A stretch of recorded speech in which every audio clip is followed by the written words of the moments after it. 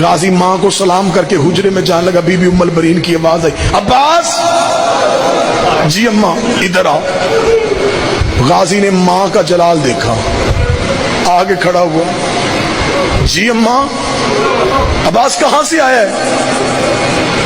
اماں بہنوں کے گھر سے۔ کون بہنیں؟ اماں زینب بہن،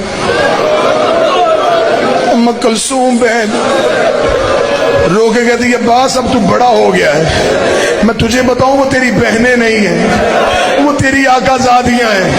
عباس تو کنیز کا بیٹا ہے، وہ بابے سے شرماتی ہیں، وہ بھائیوں سے پردہ کرتی ہیں، وہ قرآن کے علاوہ کچھ نہیں اٹھاتی، وہ پوری پوری رات ان کے گھر رہتا ہے۔ آج کے بعد انہیں بہنیں نہ کہنا۔ رو کے کہتا جو کہہ لیا وہ کہہ لیا، اب نہیں کہوں گا، اب نہیں کہوں۔ رات گزر گئی، عباس بی بی کی حویلی نہیں آیا۔ بی بی رو گئی کلثوم برقع لا، میرا دل گھبرا رہا، آج پورا دن گزر گیا عباس نہیں آیا۔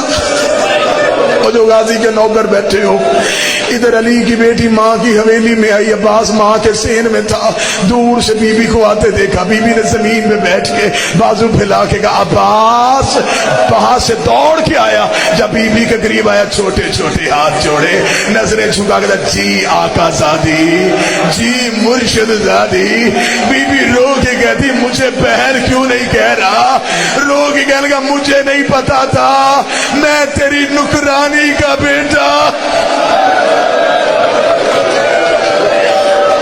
بی بی معاف کر دے، بی بی میں تیرے گھر آتا رہا۔